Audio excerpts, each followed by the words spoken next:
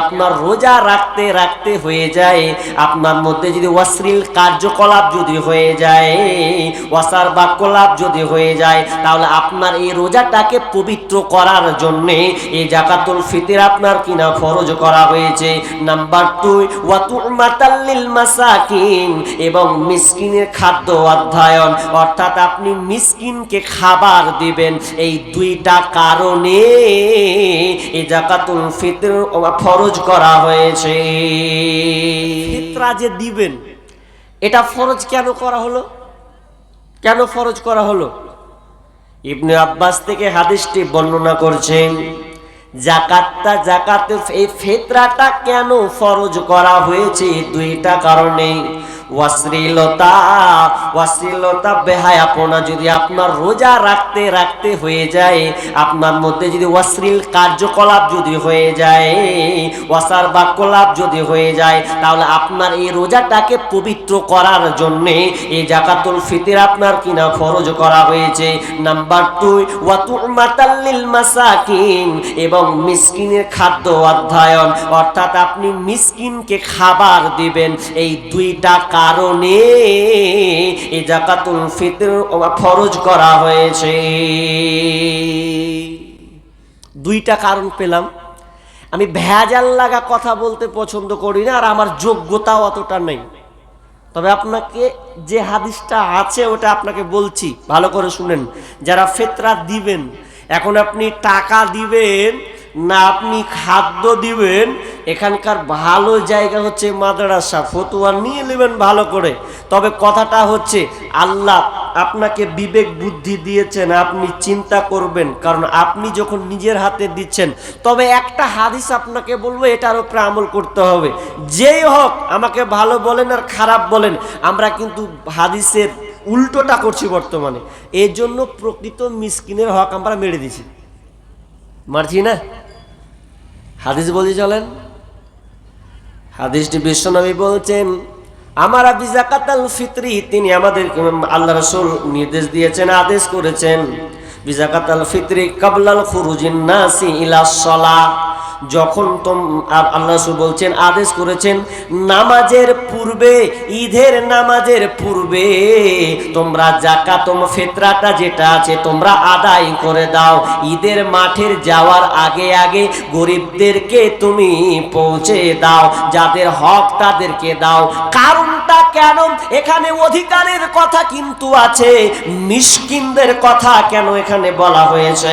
মিসকিনরা সেই দিন যেন তারাও আপনার সঙ্গে যেন আনন্দ উল্লাসে মেতে যায়, সেদিন যেন তাদেরকে দাঁড়ে দাঁড়ে ঘুরে বেড়াতে না হয়, সেদিন যেন হাত পাততে না হয়, তারাও যেন আপনার সাথে সামিল হয়ে তারাও যেন নিজের ঈদটাকে উদযাপন যেন করতে পারে, আনন্দ উল্লাস করতে পারে, তার বাড়িতে যেন উনুন হাঁড়িটা যেন জ্বলে। এই জন্য প্রত্যেকটা ব্যক্তিকে খেয়াল রাখতে হবে। বিশ্বনবী বলছেন যে তোমরা যারা যাকাত দাও তারা ঈদের মাঠে যাওয়ার আগে আগে গরিবদের পৌঁছে দাও। আমরা কি করছি? সর্দারকে দিয়ে দিয়েছি, সর্দার বুঝে নেবে নাকি? সর্দারকে দিয়েছি, সর্দার বুঝে নেবে। গত তরশুদিনকে এক সর্দারের সঙ্গে গল্প করছি, গল্প করতে করতে করতে আমি বললাম যে দাদা কি করেছেন এবার? যে দুটা নিয়ম করেছি। কি করেছেন? যে যার মনে হয় চাল দেবে, যার মনে হয় টাকা দেবে। ভালো করেছেন, যাক একটা ভালো। যে চাল দিবে তো আবার বলে দিয়েছে চাল আমি বইতে পারবো না, যে চাল দিবি সে দিয়ে দিবি। তার আগেবার চাল করেছিল, তো করতে যে কি হয়েছে, সবটি বস্তা বাড়িতে ভরে রেখে দিয়েছে, দিতে যায়নি। এখন ঈদের পরে কাকে দিয়ে বাড়াবো? ভুলটা তো ওখানেই আছে। আপনাকে চাউল দিল তো আপনি রাখলেন কেন? না পারবেন তো বলে দেন যে আপনার হক আপনি দিয়ে দেন ধরে, কিন্তু মেন জায়গায় নয়। ওই একজন সর্দার পুরো চোল আপনার কিনা 20 থেকে 25 বস্তা চাল কেসে নষ্ট করেছে। কিন্তু না না না না, যদি আপনি দেন তাহলে আপনি পারলে নিজে তালাশ করে দেন অসহায় যারা আছে। আপনি ভাবছেন যে যে চাইতে আসবে তাকেই দিতে হবে, এমনটা নয়। আপনাকে আমি লিস্ট করে দেব এমন এমন পরিবার, আমাদের এলাকায় এমন এমন ঘর আছে যেই ঘরগুলোতে ওর প্রয়োজন আছে কিন্তু আসতে পারে না লজ্জাতে, না আমি চাইতে যাব না। কিন্তু ওই লোকটার সেই দিনকে উনুন জ্বলার আনন্দ করার জিনিস, কিন্তু সে হাত কিন্তু পাতে না। তবে না, আপনাকে নিজে তালাশ করতে হবে কে বিধবা আছে, কে ইয়াতিম আছে, অসহায় আছে, ওর আজকে খাবারের দরকার আছে। আপনি লম্বা করে তাকে দিয়ে দেন, দেখবেন আপনার হকটা হয়ে যাবে। কিন্তু যদি এই হাদিসের আলোকে এটাই প্রমাণ পাওয়া যায়, যদি ঈদের পরে কেউ বিলি করে বেড়ায় তাহলে ওটা ফিতরা হিসাবে গণ্য হবে না, ওটা সাধারণ দান হয়ে যাবে। গরিবের হক আমরা ঠিক মতন দিইনি, নাই রাজি নাই। একটা গেল কিন্তু ফিতরা এটা গরিবের হক। কত দিবেন গো? 2.5 কিলো, তাই তো? 2.5 কিলো, কে বলছেন 3 কিলো, ভালো কথা। তো আপনি দিচ্ছেন, গরিবের হক কেমন করে বুঝেন? আপনারা যদি 6টা সদস্য হন, 6 জন, তাহলে অন্তত 2.5 কিলো করে গেলে 15 কিলো আসবে না? আর 15 কিলো 50টা লোক হলে প্রায় 125 কিলো চাল বের হবে। ওটা কে খাবে? গরিব অসহায়, তার অধিকার, সে খাবে। একটা গেল। আচ্ছা, একটা আনন্দ ছাড়েন, আর একটা আনন্দ হয় ঈদুল আজহা, নাকি কুরবানির ঈদ। আনন্দটা আরো স্পেশাল আনন্দ। ওই আনন্দ, ওইখানে গরিবের হক আছে। আল্লাহ তাআলা একটা একটা করে সাজিয়ে দিয়েছেন, আপনি অবাক হয়ে যাবেন। আপনার গ্রামে যদি 25টা খাসি কুরবানি হয়, 25টা খাসি যদি আপনার এলাকায় কুরবানি হয়, তাহলে বলেন তো, যদি কোনো সর্দার মনে করে 25টা লোক খাসি কুরবানি করেছে, তাহলে প্রত্যেকটা বাড়ির কাছে প্রত্যেককে যেন 2 কিলো করে যদি খাসির মাংস জমা করা হয়, বলেন তো কয় কিলো জমা হবে? 50 কিলো। ভাষা বুঝছেন আমার? তাহলে 25টা লোক যদি খাসি কুরবানি করে, 2 কিলো করে টানে, 50 কিলো জমা হবে। আর ওই জমা টাকার হক, তো ওটা হচ্ছে গরিবের হক।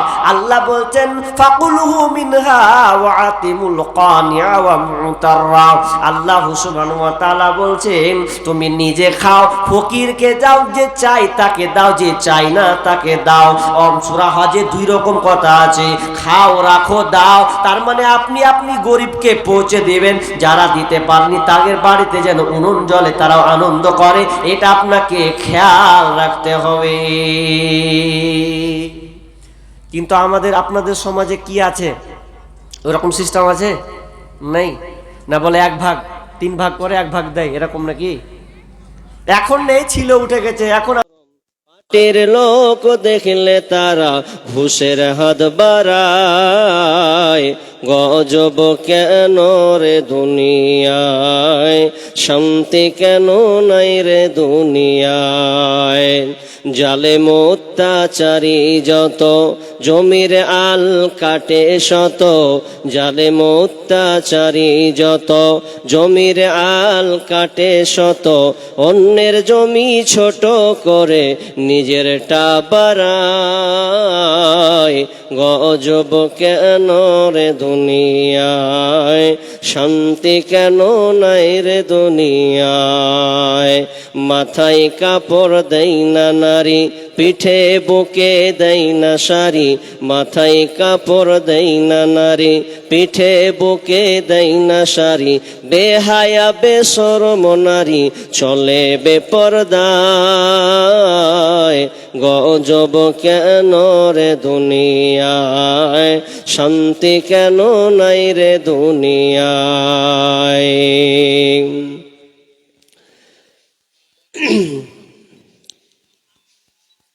উপস্থিত সম্মানীয় সুযোগ্য আজকের এই জলসার স্বনামধন্য সভাপতি মঞ্চে উপবিষ্ট ওলামা ইকরাম, দূর দূরান্ত থেকে আগত সম্মানীয় অতিথিবৃন্দ, আমার সম্মুখে বসে থাকা বিভিন্ন এলাকা থেকে ছুটে আসা ছোট বড় দিনদার ইমানদার মুমিন ভাই সকল ও পর্দার অন্তরালের প্রজেক্টের মাধ্যমে দেখনেওয়ালি সম্মানিতা মা ও বোনেরা, মহান মুনিবের দরবারে প্রশংসা করি যে আল্লাহ আমাদেরকে এই কবরস্থানের উন্নতি কল্পে এক কোরআন ও হাদিসের আলোচনার পাশাপাশি আমল করা যে আল্লাহ একটা সুযোগ দিয়েছেন, সে আল্লাহ সুবহানাহু ওয়া তাআলার শুকরিয়া জ্ঞাপন করি, বলি আলহামদুলিল্লাহ। ভাই একটু সবাই জোরে বলি আলহামদুলিল্লাহ।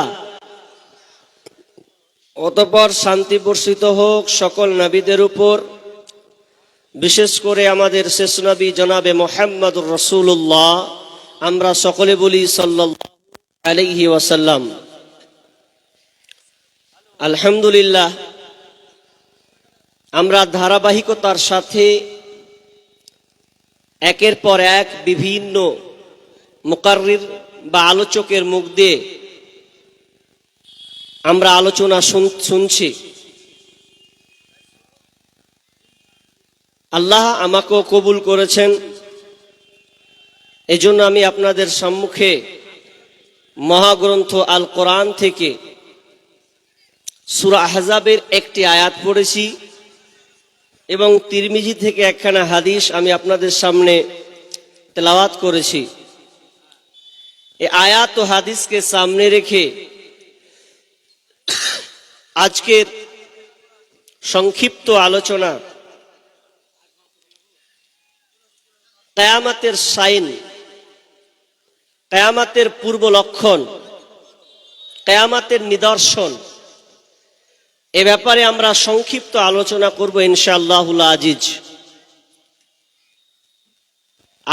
আলোচনা করার শুরুতেই আমি আপনাদের বলবো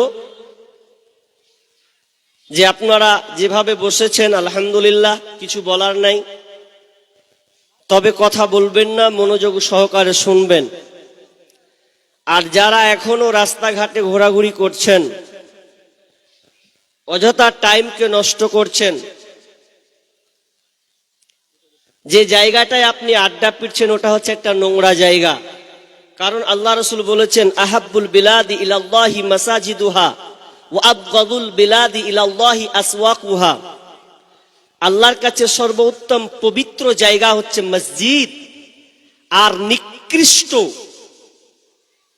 সবচাইতে খারাপ জায়গা আল্লাহর নিকটে হচ্ছে বাজার। তাহলে আপনি যে জায়গাটা এখন অবস্থান করে আছেন আল্লাহর নিকটে খুবই নিকৃষ্ট জায়গা। অতএব আমি আপনাদেরকে বলবো যে যারা এখনো রাস্তাঘাটে দোকানপাটে অযথা টাইম লস করছেন, আল্লাহর রাস্তায় আপনাদের আহ্বান করি, আপনারা এই নোংরা জায়গাকে ছেড়ে দিয়ে আপনারা সুন্দর সামিয়ানার নিচে এসে বসে পড়ুন, কিছু কোরআন ও হাদিসের কথা শ্রবণ করুন, কিছু নেকি অর্জন করুন এবং নিজেকে পরিবর্তন করার চেষ্টা করুন। আমি সরাসরি বিষয়ের দিকে চলে যাই। খুব গুরুত্বপূর্ণ সময়টা আমার হাতে, টাইমটাও এই সময়টা খুব গুরুত্বপূর্ণ। আমি যে বিষয়টা ধরেছি, বিষয়টা হচ্ছে কিয়ামতের নিদর্শন। এই আলোচনা ঘন্টাকে ঘন্টা পার হয়ে যাবে, এর সাইন কতগুলো আছে, তবে কিছু একটা হাদিসের উপরে টাচ দিয়ে আমি আজকে আপনাদের সামনে শেষ করব ইনশাআল্লাহ।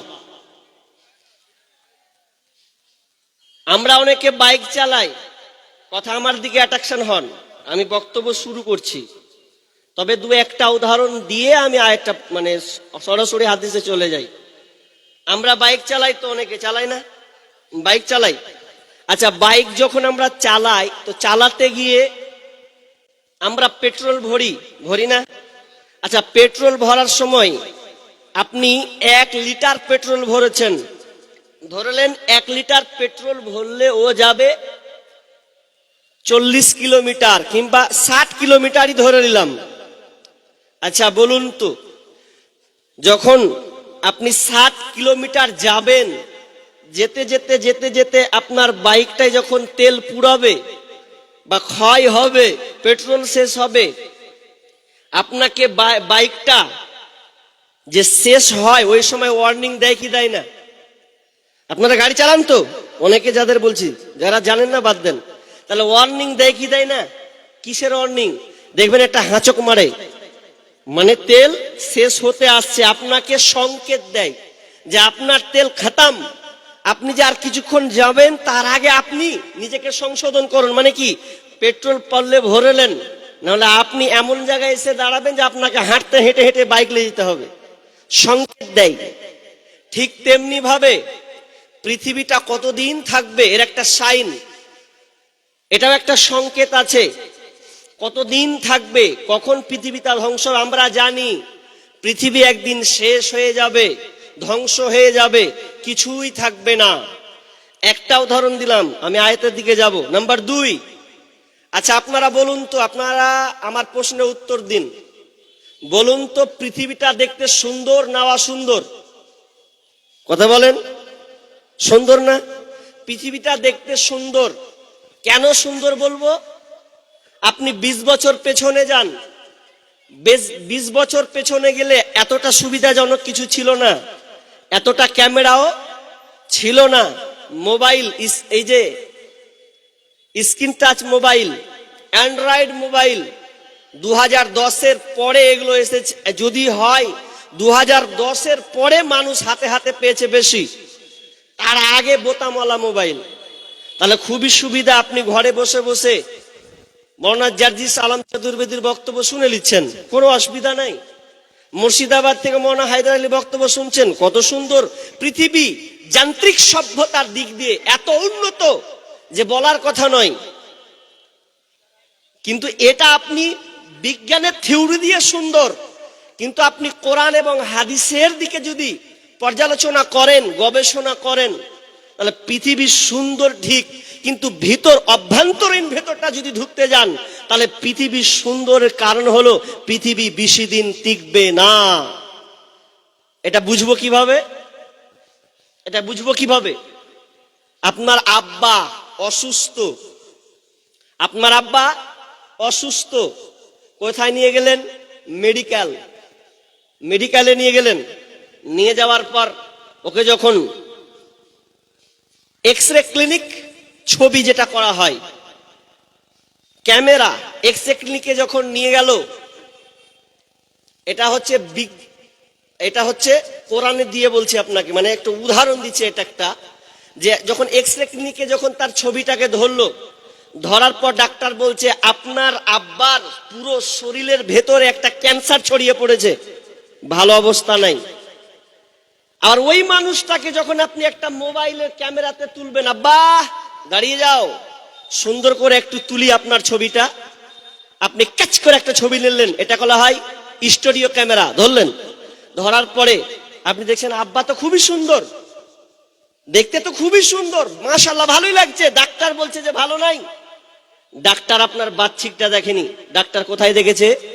ভেতরের পার্টস গুলো দেখেছে, ভেতরের এক্সরে ক্লিনিক ক্যামেরাতে ধরা পড়েছে। ওটা বলে দিয়েছে আপনার বাপের শরীরের অবস্থা ভালো নয়, ক্যান্সারে আক্রান্ত। আর স্টুডিও ক্যামেরা বলছে না, আপনার বাপ সুন্দর। এখন বিজ্ঞান বলছে পৃথিবী সুন্দর, অনেক উন্নত মানের, কিন্তু কোরআনকে জিজ্ঞাসা করেন, কোরআন পৃথিবীটার প্রেক্ষাপট কেমন, কতটা ভালো? এক শ্রেণীর বিজ্ঞানী আছেন যারা নাসা বিজ্ঞানী, রাশিয়ান বিজ্ঞানী যারা, তারা আসমানকে নিয়ে গবেষণা করেন, তাদেরকে থিওরি জেনে নেন, তারাও বলবে পৃথিবীর অবস্থা ভালো নাই। হতে পারে আপনি যান্ত্রিক সভ্যতা তাড়াতাড়ি পেয়েছে, উন্নত মানে, এটা তাড়াতাড়ি পৃথিবীকে কুটিয়ে নেওয়ার জন্য। আমি আর উদাহরণ আছি না, আরো অনেক উদাহরণ আছে। আমি একটা হাদিসের দিকে চলে যাই। পৃথিবীর শেষ জামানা এর প্রেক্ষাপটটা কেমন হবে? পৃথিবী যত দৌড়বে তত তাড়াতাড়ি যত দৌড়বে। আর এটা হাদিসে আছে, একটা বছরকে লাগবে মাস, একটা মাসকে লাগবে সপ্তাহ, একটা সপ্তাহকে লাগবে দিনের মতন। এটা হচ্ছে কিন্তু। তাহলে বর্তমান দেশের অবস্থা, যুগ আস্তে আস্তে একটা পরিবর্তন হয়ে যাবে। শেষ জামানায় কি হবে, যুগটা কেমন হবে, শেষ জামানার পরিস্থিতি কেমন হবে, আগে একটা হাদিস বলি, তারপরে আমি মূল আয়াত এবং হাদিসের দিকে চলে যাব। যুগের ব্যাপারে, যুগ কেমন যাবে, শেষ জামানার যুগটা কেমন আসবে, এই ব্যাপারে আল্লাহ রাসূল আমাদেরকে বার্তা দিয়েছেন। হুযায়ফা রাদিয়াল্লাহু তাআলা আনহু তিনি বর্ণনা করছেন, ইয়াকুলু কানান নাসু ইয়াসআলুনা রাসূলুল্লাহ সাল্লাল্লাহু আলাইহি ওয়াসাল্লাম আনিল খায়র। হুযায়ফা রাদিয়াল্লাহু তাআলা আনহু তিনি বর্ণনা করছেন, বিশ্বনবীর কাছে লোকেরা মঙ্গল সম্পর্কে, ভালাই সম্পর্কে, কোনখানে কল্যাণ আছে, কোনখানে ভালো আছে, এই সম্পর্কে বিশ্বনবীর কাছে জিজ্ঞাসা করতেন। সাহাবীরা বিশ্বনবীকে মঙ্গল সম্পর্কে জানার চেষ্টা করতেন। কিন্তু আমি হুযায়ফা রাদিয়াল্লাহু তাআলা আনহু, আমি বিশ্বনবীকে জিজ্ঞাসা করতাম, ওয়া কুনতু আসআলুহু আনিল খায়র। বিশ্বনবীর কাছে হুযায়ফা রাদিয়াল্লাহু তাআলা আনহু তিনি বর্ণনা বলতেন, ইয়া রাসূলুল্লাহ, আমরা ছিলাম অন্ধকারের যুগে। হুযায়ফা রাদিয়াল্লাহু তাআলা বলছেন, আমি বিশ্বনবীকে বেশিরভাগ সময় জিজ্ঞাসা করতাম যে কোনটা অমঙ্গল আছে, কোনখানে খারাপ আছে, কোনখানে খারাপ থেকে আমি বেঁচে যাব, কোনখানে ওই খারাপ থেকে আমি কেমন করে সংশোধন করে নেব, কোন জামানাটা কেমন কি ঘটবে, এগুলো ব্যাপারে আমি বিশ্বনবীকে আমি জিজ্ঞাসা করতাম। একদিন আমি নবীকে জিজ্ঞাসা করলাম, ফাকুলতু ইয়া রাসূলুল্লাহি ইন্না কুননা ফি জাহিলিয়াতিন ওয়া শাররি। ও দয়ার নবী গো, আপনি বলেন, আমরা ছিলাম জাহিলিয়াতের যুগে, আমরা ছিলাম অন্ধকারের যুগে, আমরা ছিলাম জাহিলিয়াত একদম খারাপ একটা যুগে অবস্থান করছিলাম। বিশ্বনবী, আমরা একটা খারাপ যুগে অবস্থান করছিলাম, কিন্তু আমরা এমন একটা যুগ একটা সময় পেলাম, আমরা আপনাকে পেয়ে সন্তুষ্ট হয়ে গেছে। তার মানে এই যে যুগ ইসলাম, দিন ইসলামকে আমরা পেয়ে সন্তুষ্ট হয়ে গেছে। এক কথায় আপনাকে পেয়ে আমরা সন্তুষ্ট হয়ে গেছে। তার মানে এই যুগটা হলো ভালো, এই যুগটা হলো ভালো, এই যুগে অবস্থান করছি, ভালো যুগে আমরা অবস্থান করছি। কিন্তু বিশ্বনবী আপনি বলুন, আমরা যে এখন ভালো যুগে অবস্থান করছে, এমন একটা কি সময় আসবে যে আমার পরে যে সময়টা হবে, এই যুগটা ভালো হবে না খারাপ হবে? ফাহাল বাদা দাম ফাহাল বাদা হাদাল খায়র আনিশ শাররি খায়র আনিশ শার মিন শাররি। আমরা যে ভালো যুগের মধ্যে আছি, এই ভালো যুগের পরে কি মিন শাররি, খারাপ যুগ একটা কি আসবে? বিষ্ণু বলেন, ক্বালা নাম, হ্যাঁ সাহাবী, আমরা যে ভালো যুগে অবস্থান করছি, এই যুগটার পরে একটা খারাপ যুগ অবস্থান করবে, খারাপ যুগ একটা আসবে। আবার হুযায়ফা রাদিয়াল্লাহু তাআলা জিজ্ঞাসা করলেন, ইয়া রাসূলুল্লাহ, এই খারাপ যুগটার পরে কি ভালো যুগ আসবে? এরপরে কি ভালো যুগ আসবে? বিষ্ণু বললেন, হ্যাঁ, খারাপের পরে একটা ভালো যুগ আসবে, তবে যুগটা হবে ফিহি দেখানন, যুগটা হবে ঘোলাটে যুক্ত, যুগটা হবে অস্পষ্ট ভালো, ধোঁয়াটে ঘোলাটে যুক্ত যুগ হবে। সাহাবী আবু হুযায়ফা বুঝতে পারলেন না, ইয়ার ফিওয়ামা দেখানুহু, ইয়া রাসূলুল্লাহ দেখানুহু, তার মানে ঘোলাটে যুক্ত এটা আবার কেমন কে, এই অস্পষ্ট ধোঁয়াটে এটা আবার কেমন কে, এই যুগটা তো আমরা বুঝতে পারলাম না। তখন বিষ্ণু বলছেন, কওমুন ইয়াহদুনা বিগাইরি হাদি, বিষ্ণু বলছেন তারিফু, বিষ্ণু বলছেন মিনহুম তুনকির, বিষ্ণু বলছেন যেই যুগটা হবে ভালো বললাম, ওই যুগটা এমন হবে, সেই যুগে আমার আদর্শকে বাদ দিয়ে তারা অন্যের আদর্শকে গ্রহণ করবে। আমার আদর্শকে, আমার আদর্শ তারা মানবে না, অন্যের আদর্শে বেজাতির অনুকরণ অনুসরণ করবে। এমন একটা যুগ আসবে, ওই যুগটাতে ভালো মন্দ দুটাই যেন মিশে থাকবে। যুগটা এমন একটা অবস্থান হবে, আমার সুন্নাহকে বাদ দিয়ে, আমার আদর্শকে বাদ দিয়ে মানুষ বেজাতির অনুসরণ করবে। আচ্ছা, যুগটা আছে না নাই? কথার প্রতি অ্যাট্রাকশন হন। একটা যুগ খারাপ, একটা যুগ ভালো। খারাপ হলো, ভালো পেলাম, খারাপ আসবে আবার ভালো। তো ভালো যুগটা এমন হবে যে যুগটাতে ভালো মন্দ একাকার হয়ে যাবে। আমার আদর্শকে মানুষ গ্রহণ করবে না, অন্যের আদর্শ লালন পালন করবে। আপনাকে কতগুলো গুনবো? আচ্ছা, আপনাদের একটা কথাই বলি, সামনে একটা তারিখ আছে, 25শে ডিসেম্বর, আছে না নাই? 25শে ডিসেম্বর ক্রিসমাস ডে, আছে না নাই? ক্রিসমাস ডে, এই যে হ্যাপি ক্রিসমাস ডে অর্থাৎ বড়দিন, এ বড়দিনকে লক্ষ্য করে কিছু মানুষ, কিছু মুসলমানের ভাইয়েরা তারা এই বড়দিনকে উদযাপন করে। ভালো করে লক্ষ্য করুন, ক্রিসমাস ডে বড়দিন 25শে ডিসেম্বর শেষের দিকে যখন আসে, এই তারিখে মানুষ কি করে? আনন্দ উল্লাস করে, ফুর্তি করে। আচ্ছা, আপনারা বলুন, এটা কি নবীর দেওয়া আদর্শ? নবী তো এটা দেননি। তাহলে আপনি খ্রিস্টানদের অনুসরণ করছেন। এই ক্রিসমাস ডে কত বড় ভয়াবহতা! এই ক্রিসমাস ডে, ক্রিস কাকে বলা হয়? যিশু খ্রিস্টকে। আর মাস, এটা একটা জন্মকে বলা হয়। তার মানে এই দিনটা যারা উদযাপন করে খ্রিস্টান যারা, তারা মনে করে যে এই দিনটা এই জন্য তারা মানে যে এই দিনে ঈসা আলাইহিস সালামের জন্ম, এবং ঈসা আলাইহিস সালামকে কি করা হয়েছে? স্রষ্টা বানিয়ে দেওয়া হয়েছে, যিশু খ্রিস্ট যাকে বলা হয়। শুধু তাই নয়, তারা বলে রব, আল্লাহ স্রষ্টা, ওরা বলে স্রষ্টা রব। এই রব এই দিনে জন্মগ্রহণ করেছে এবং এই দিনে তার সন্তানের জন্ম হয়েছে, বলে নজুবিল্লাহ মিন যালিক। তাহলে দিনটা কত খাতারনাক! ক্রিসমাস ডে এটা খুব জঘন্য একটা দিন। এই দিনে কিছু মুসলমানগুলো, আপনাদের এলাকায় আছে কিনা জানি না, তবে বিভিন্ন এলাকা, শিক্ষিত এলাকা, যারা নাকি সায়েন্স নিয়ে পড়াশোনা করে, যারা নাকি লয়ার নিয়ে পড়াশোনা করে, বিভিন্ন ডিগ্রিধারী মানুষ মুসলমানের ঘরে জন্ম নিয়ে ক্রিসমাস ডে এটা উদযাপন করে। এটা প্রকাশ্য হারাম। হারাম তো হারাম, আবার বড় ধরনের শিরক।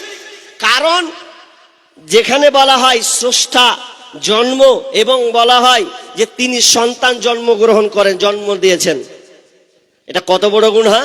তাহলে এটা আল্লাহ রাসূলের আদর্শ নয়, অথচ আমরা মানছি। আর একটা মানবে কি? 31st নাইট, আছে না নাই? 31st নাইট অর্থাৎ 1 জানুয়ারিকে কেন্দ্র করে 31শে ডিসেম্বর দিবাগত রাত 12টার পরে প্রথম দিন পড়বে। আর এই দিনকে কেন্দ্র করে অনেক মুসলমানের বাচ্চাগুলো দেখবেন পিকনিক খায় না। আর আছে আপনার এদিকে এলাকায় আছে? আছে। তুমি মুসলমান, তুমি কোন হিসাবে এটা মান্যতা দিলে? হ্যাপি নিউ ইয়ার, আপনি এই বাক্য ব্যবহার করছেন। এই বাক্য ব্যবহার করে আপনি নিজে বিভিন্ন পিকনিক, বিভিন্ন জায়গায় আপনার ছেলে মেয়ে যায়, অথচ আপনি ঠেকান না। আল্লাহ রাসূল বললেন, আমার একটা কম যারা আমার আদর্শকে মানবে না, তারা আমার আদর্শকে বাদ দিয়ে তারা বিজাতির আদর্শকে অনুসরণ করবে। আজকে নবীর কথা মিলছে না? মিলছে না? নবী যেটা বলেছেন সেটা হুবাহুব একটা শেষ জামানার সাইন তিনি বর্ণনা করে গেছেন। তাহলে আমরা হ্যাপি ডে বা হ্যাপি নিউ ইয়ার বলে আমরা মানাচ্ছি। শুনে রাখবেন, খবরদার ছেলে মেয়েদেরকে সাবধান করে দিবেন, এই হ্যাপি নিউ ইয়ারের নামে যত পিকনিক আছে এগুলোকে রোধ করতে হবে, সন্তানদেরকে পিটিয়ে সোজা করতে হবে। এটা মুসলমানের বাচ্চাদের জন্য নয়, এটা খ্রিস্টানরা মানাক। এই দিনে কি হয়? তারা অনেক কিছু মানে। এই দিন এমন একটা দিন, তারা বলে এই দিনে যদি আনন্দবাজি করি, আতশবাজি ফুটাই, তামাশা ফুটাই, গান বাজনা করি, তাহলে প্রথম দিন ভালো গেলে সব দিন ভালো যাবে। জি, এগুলো থেকে বেঁচে থাকতে হবে। এবার চলুন, কিয়ামত কখন হবে এ ব্যাপারে সাহাবীরা আল্লাহ রাসূলকে ঘিরে ধরতেন। আল্লাহ রাসূল তখন শর্টকাটলি, বিভিন্ন অনেক আয়াত আছে, একটা আয়াত, বিসমিল্লাহির রহমানির রহিম, ইয়াসআলুকান নাসু আনিস সাআহ কুল ইন্নামা ইলমুহা ইনদাল্লাহ ওয়া মা ইউদরিকা লাআল্লাস সাআতা তাকুনু করিবা। লোকেরা নবীকে জিজ্ঞাসা করলেন, কিয়ামত কখন হবে, পৃথিবী কখন ধ্বংস হবে? আল্লাহ তাআলা নবীকে শিখিয়ে দিলেন, কুল, হে নবী আপনি বলে দেন, যারা তোমাকে কিয়ামত সম্পর্কে জিজ্ঞাসা করে, কুল ইন্নামা ইলমুহা ইনদাল্লাহ, আপনি তাদের বলে দেন এই জ্ঞান কেবল মাত্র আল্লাহ